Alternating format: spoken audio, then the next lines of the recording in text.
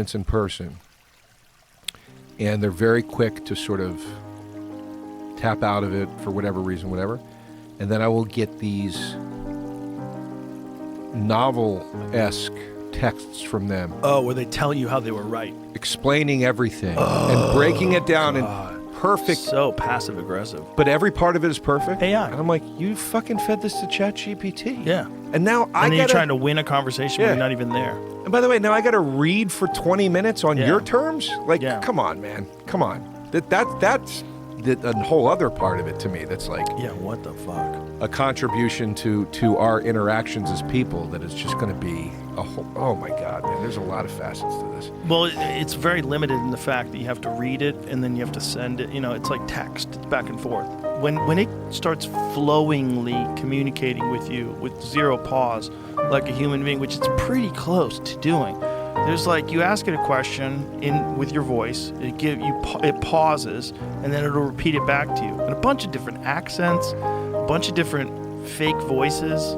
There's a bunch of different AIs that can do that now. Well, where I was at earlier today, Wastewell, they have an alien that you ask the alien questions, and it gives you health information. It'll tell you studies on testosterone replacement and why it's important to take magnesium, and the alien is like animated. I'm with Wastewell too. Oh, there you go. You've seen that alien. I've been to the place, but I don't think they had the alien set up. I went the How day long they ago opened. was this? I went the day they opened their new spot, so they were still kind of putting everything together. They were literally I went in to get an IV, and they were literally carrying shit in still. So I haven't seen the alien yet. Yeah, the alien's up now. It's a big screen, and you talk to the alien. And it can go unhinged. Like, you could put it in unhinged mode and start swearing and saying wild shit. Oh, really? Yeah. All right, that's fun. Dude, it's just a matter of time before we're living in Ex Machina. It's a matter of time. And not that much time either. I think China is going to be the first. They're so far ahead of us with so many different things. So far ahead of us with electric cars, first of all. Their automobile production is insane. Ford went over there, and one of the guys from Ford came back, and he said it was like humiliating to see how advanced these Chinese car manufacturers are. And they all incorporate already with AI. So they come like from the factory with AI integration built into them. But no American manufacturers have figured out how to do that yet. What's the right deal? Who makes it? You know, in China, everything is controlled by China. Yeah, like the fucking CCP runs everything. Everything runs through the government. And so they have like this cross integration of the best tech. Yeah. And they're putting it all to work and making the best fucking cars on Earth. Their cars went from being like, no one even mentioned Chinese cars 20 years ago. Right. Do you understand like how crazy that is? Of a shift of technology? No, literally no one used to mention Chinese cars. Japanese cars were huge. Yeah. Japanese cars forever have been some of the most prized cars because they made like the Nissan Skyline, the GTR, the Toyota Supras, and all these crazy sports cars, the Acura NSX. Japan made something, not China. And now all of a sudden, out of nowhere, China has the most sophisticated cars in the world. What's the leading car brand in China? I don't know, but their factory, I forget the name of the company, their factory is bigger than San Francisco. Jesus Christ. If you see when you fly over the factory, the footage of the factory, like you see how big it is, you're like, holy shit. Yeah, China's wild. Have you been to Shanghai? I've never been. No. Oh, I've been to China a couple times now to do comedy. Whoa. Which Gotta is be careful, bro. Brother, I'm not kidding. I was on stage, and I was doing a show for mostly Americans that had moved over there. But I was on stage. I did a joke about cocaine, and the whole crowd, they were laughing, but they were going like, they were being like, no, be careful, buddy, be careful. I was like, a week after I left, not because of me, not a week after, 6 months after I left, not because of me, it was a series where they brought comics over. The government shut down the comedy club. Oh. Wild. But you drive, so it's a weird juxtaposition of things there because their technology, they're so advanced in so many ways, but then the society is completely cuffed, right? Right. But Shanghai, dude, when you drive into Shanghai at night, you drive over the longest bridge, I think, on Earth that goes over water. It's a nutty bridge. It's wild. You drive into that city at night, it looks like fucking Blade Runner, dude. It looks like fucking Blade Runner. I'm not exaggerating. It is the most majestic city I've ever seen in my life, and you're driving it at night. and it's this city that looks like it's in like the sea because there's so much water. Pull up Shanghai at night. I need to see. Oh, Look at this shit, dude. Look at this. oh my God! Look how lit up the bridge is. Yeah, dude, That it alone is is pretty sick. crazy. That's pretty sick. It is crazy, dude. Look at that bridge. That fucking bridge is so long. Yeah. That's crazy. And that's not even the part I was talking about. There's a part when you're coming from the airport where you're like really coming in over the water and you can see the city from afar. I would have no idea even how to search for it. But Also, probably no crime. no, zero crime. Right. Zero Probably crime. squeaky clean, because if you litter, they'll fucking kill you. My buddy that brought me over there, who was producing the comedy shows, Look how pretty that is. he told me, he said, you know how little crime there is here? He goes, you could literally leave your wallet filled with cash on a bar top and leave the bar for 2 hours and come back, your wallet will still be sitting there. That's how scared everybody is to commit crime. Because they'll jump out of a fucking van and throw a hood over your head. And you go in, no phone call. Dude, people go to jail in China for little shit, bar fight, whatever, you get arrested. People think they're dead because nobody knows where they are for 30 days. Because they're in jail and you don't get a phone call. That's fucking wild. Yeah. So my question is, China's advancing with AI beyond where we are. I wonder how they're going to keep it out of the public's hands because they are not okay with the public having any access to anything. Well, I think it's also similar to the internet, right? So they've locked down the internet in China. You can't get outside internet unless you have some crazy way of doing it, and you can get in real trouble if you do it. Yeah. You really get fucked. But in other places where they develop the internet, like in America, I think if the government and intelligence agencies knew the impact, just the way it changed elections, just the way it changed people's ability to process propaganda and know what's real and not real, it changed everything. It changed public perception of mainstream media and newspapers and outlets and journals. And we started to realize, like, no, they've been lying forever and ever and ever and ever and ever. Yeah. They never told the truth. Yeah. Never. Yeah. Everything was some sort of a distortion. Everything was some sort of a narrative that they created from the fucking beginning of time. Yeah. If they knew that was going to be the result of it, I bet they would have nipped that shit in the bud in the early 90s. I bet they would have locked it down to like academic research and military application and United States government. They probably would have said, this is too... If they had a time machine and they could see what the internet was going to do, they probably would have never let it go live. I think they never had an idea that this was going to happen. I think that's real similar to AI. I mean, we learned about, I don't know if they still teach it, but we learned about, when I was a kid, we learned about yellow journalism and William Randolph Hearst. Yep. The biggest newspaper tycoon that ever lived up Yep. until a certain point. And it just makes me laugh that there are still people that actually know about all that and then still think corporate news is like, oh, no, it's real. It's like, guys, this is literally history repeating. Literally. It's those people that still buy the New York Times in physical form. They want to go to the diner and drink coffee and read what the opinion piece is, and that's how they form their opinions. And it's like, the problem is if you get indoctrinated into that world, like I used to deliver the New York Times when I was a kid, and I delivered the New York Times only because it was prestigious, and I thought it made me cooler to have a New York Times route. Yeah. So I had a Boston Globe route, I had a Boston Herald route, and I had a few houses that I would do, like maybe 100 that were New York Times. And the New York Times is a giant pain in the ass because you had to drive all over. It wasn't like their next door neighbors were getting it. You would drop one paper off. You might have to go 5-6 blocks to where the next guy is, where you could drop the second paper off. That's how important the New York Times was to people. It was like the New York Times was not to be questioned. Like that was what the real news is. There's nothing like that anymore. Nothing. No one has any, unless you're from that era, unless you're still alive, like you're a 70-year-old guy. What the fuck are they doing? Yeah. Looking at this goddamn world. Don't you understand? This is getting all riled up in your living room, like yelling into the abyss. Yeah. Most people don't trust them anymore. Well, that's why you also have YouTubers running circles around career journalists. Yeah.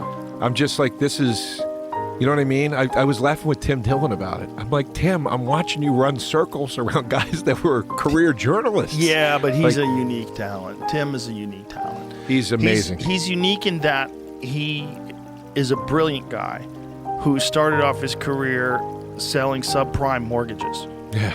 You know, and then was a crazy drug addict and realized I can't do this anymore. Quit drugs, started doing stand-up comedy, and then became the best ranter in the business. Yes. No one is better. He puts on those fucking crazy glasses and he becomes like a totally different human being. Yeah. And he can say the most preposterous shit. And you can't take it seriously because he's got those glasses on. It's like Elton John. Like, it's genius. He's opposite Superman. He puts the Yeah. glasses on and becomes the superhero. And he was always great before the glasses, but there's something about the glasses era Tim Dillon that is the greatest Tim Dillon. He's such a brilliant guy, and I told him recently, I go, Tim, you're literally arguably my primary information source at this point. Like, I listen to you, you have a balanced opinion, you have facts, you're read. I learn from listening to you, and I know I should probably have other sources, but I learned from him. I think he's brilliant. I really When do. CNN interviewed him, when that lady Oh my interviewed God. him, that was so amazing. It was so amazing. It was like watching a small child try to grapple with Hoist Gracie. You know what I mean? Yeah. That's what it was like. It was like, oh, I see what you're doing here. This is crazy. You Yeah. can't do that. Why would you Yeah. do that? And to his credit, He's kind. kind, Yeah. fully charming through the whole thing. Yeah. Never once was he like, "Oh, give me a fucking break." No, Right. Just like, well, no, that's not what it is. Right. When they started talking about you, and he goes, "Do you think Joe is texting me right now because I'm doing this and he's mad?" Or like, So it was so ridiculous. funny, man. She was told, she said, that some comedian said that if they got interviewed by CNN that I wouldn't let them work my club. How crazy that is. What? How crazy. They were worried. It's bad shit. They were worried that I would be upset. I think that was what her wording was. Oh, I want to know who that is. But I don't think it's real. It's probably someone who didn't want to do the thing Yeah. and said that was their excuse. Yeah, I can't do it because if I do it, Rogan will get mad at me. Because why would I care? I couldn't care less. It's so fucking insane. It's so dumb. I mean, I thought it's perfect when a guy like Tim gets interviewed by CNN. It's perfect because you get to see the difference. 'Cause this is a person who's actually thinking for themselves versus a person who's commenting on something that they don't really understand and not doing it in a way where you're asking questions. Really, you're sort of making you already have a vision of what it is in your head, and you're trying to get him to confirm that vision. Right, but you don't really know what you're talking about. Yeah. And your version of it is like weird. It's like it's all right. It's like the manosphere. It's like none of those things are real. Like, this is so stupid. Your version of this is so stupid. Yeah, I happen to be a man. That's where it ends. It's so wild, and with what you're saying with like Tim being interviewed on CNN is great. It truly is, because guys, this is what my favorite thing, one of my favorite pieces of news history ever to watch are the Buckley Gore Vidal debates. Yes. And then also the Frost Nixon debate Yes. conversations, whatever you want to call them. Two people with polar opposite beliefs, extraordinarily well read, extraordinarily prepared, talking for the most part calmly. There's the part in the Buckley thing. Yeah, where he's Buckley like, gets a little crazy. Does he say, "I'll punch your goddamn face off"? Yeah, he goes, "You'll stay socked" or something like that. I forget what he said to him, but it was so dumb. It was like super awkward. Like, he lost his cool, and it was also dumb. Gore Vidal calls him a Nazi, and then I think William F. Buckley says, "If you call me a Nazi again, you little queer, I'm going to punch your goddamn mouth off," or something like that. It's dumber than that. Yeah. You're going to stay socked or something like that. Crazy. I'll suck you in your mouth and you'll stay socked. Like, something like corny like that. There's a great, I don't remember the documentary name. What's the documentary name, Jamie? Best of Enemies. That's exactly what I'm talking about. It's really good because yeah. what happened was they essentially had a podcast. They turned TV into YouTube, and it was huge. Yeah. And they figured it out back then. Yeah. And they could never replicate it. Yeah. It's fucking great, man. When Christopher Hitchens started to lean a little more conservative towards the end of his life than he had previously been, the interviews with him when he went on when Maher was more traditionally current liberal, whatever you want to call it, than he is now. But seeing him and Maher sit and talk about the W. Bush Iraq War. Yeah. And there's a great Hitchens moment where he says something in support of the war, and the crowd boos, and Hitchens turns and gives the crowd the finger, and he goes, you fucking sheep. But like even seeing like an Ann Coulter going on Bill Maher and the two of them talking and not agreeing, right, but being very well prepared from both sides of there's so little of that anymore, man. Well, Maher still does it on his show. Yeah. But other than that, yeah. I mean, CNN is doing a version of it now with Scott Jennings. Like, Scott Jennings goes on CNN, but the people that they have opposing them, no disrespect, a lot of them are just not people that you would take seriously. Right. You listen to their opinions, they're so caught up in this ideology that they're proposing that they're so committed to it that they're not necessarily making logical sense. And that becomes a problem. And then they distort reality to fit their argument, and Scott points that stuff out all the time. So they do have a version of that on CNN, but it's like, it's not clever, right? It's like, what you really would, first of all, you have too many voices. This is my opinion. You don't have to listen to me. If you have 5 fucking people talking, the problem is none of them you're not gonna get ultimately what they're capable of. Right. Because they're going to be tripping over each other. Like even you and me talking. Like I might talk too much and you have a thing that you want to say and you can't jump in. But if there's 4 more fucking people in the room, good luck. Yeah. So then everybody interrupts and everybody talks in like this rude way and everybody's playing gotcha. It's protect our parks. They're doing protect our parks. Without the fun. Without the fucking beer bong and Leonard Skinner songs. No, but I used to love doing, and this was a heavy loaded show, but I used to really love doing Red Eye on Fox, which was Gutfeld's first show. And it was on at 2 a.m., so few people saw it, but Perfect. There were 3 hosts. Gutfeld, who was the most conservative, but not full-on conservative. Bill Schultz, who was the most liberal, but not full-on liberal. And Andy Levy, who was the most sort of in between the two.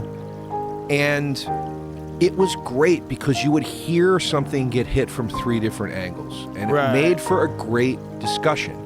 And the show was meant to be funny, so it was always very light, but the subject matter was real.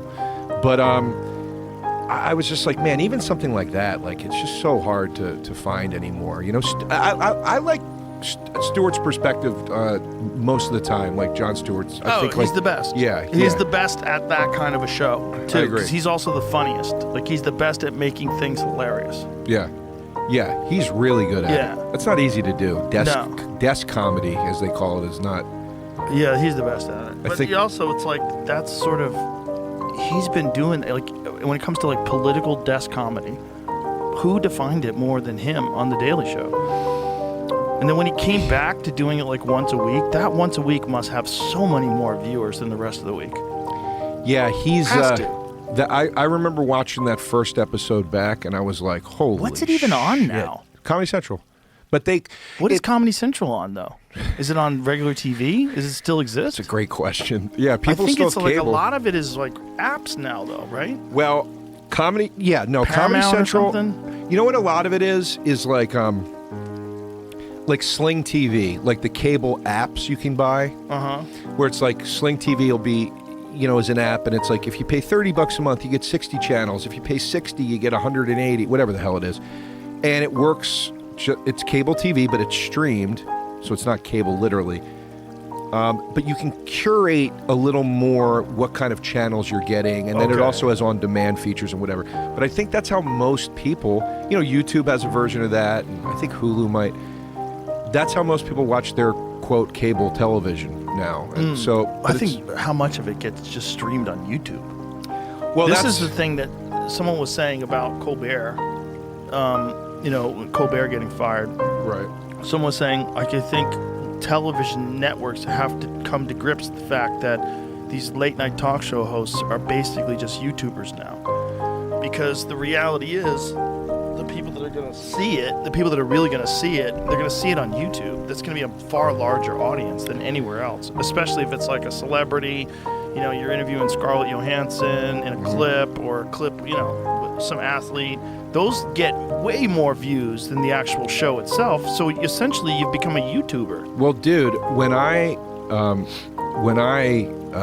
this was years ago, when I first started doing some stuff with Comedy Central, I got this deal with them to do web shorts.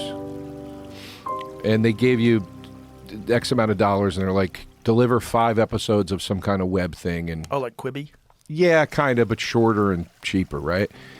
And my first question was, well, where are you going to put them? We got to get them on YouTube, because this is pre-YouTube channels. Right. It's just, but it was obvious YouTube is the thing. And they said, we can't. Viacom has a thing with YouTube. We cannot put any content of ours on YouTube. Now, you can watch the entire episode of The Daily Show cut up into 5 segments on YouTube. Of course. So They just, you know, you have to hop on board. YouTube is a runaway train. Like, you can't pretend you can exist outside of it. You just can't.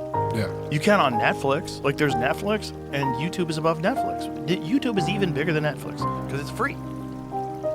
Yeah. There's just too many people watching it. I use the app on my television, on like Apple TV. I use that app every night. Yeah. I'm always watching things. I watch YouTube more than anything. Yeah. You learn so much shit. There's so many wild. interesting things. Like, if you curate a really good, like, if you have a bunch of subjects that you're really interested in, you could find more. Like, for me, I'm a giant fan of ancient history. Huge fan of, like, either unexplained things or things that they can explain, and you realize, like, how clever these people had to be. Like, I wanted to bring this up to you, Jamie, because I made a screenshot of this because it looks completely insane. This was some device, a lockbox that they built in Iran 800 years ago. And this thing is, like, so fucking complicated. Like a lockbox, meaning like what you'd put your keys in these days outside It's like your building. but it's like, no, it's like a combination box that had like 800 different potential combinations. I know I saved it. God damn it. You got it? That's it, dog. Thank you. 800 years ago, someone built a lockbox with 4 billion possible combinations. That's insane. 4 billion. That's insane. Somebody made that 800 years ago. That's insane. What? That's insane. Like, what fuck are you talking about? Yeah. Is the devil's dick inside of that thing? What's in that thing? Why was this not in the last Indiana Jones movie? That's in How a horror cool. movie. That's a horror movie. You open it up and the devil comes out. It's the fucking Hellraiser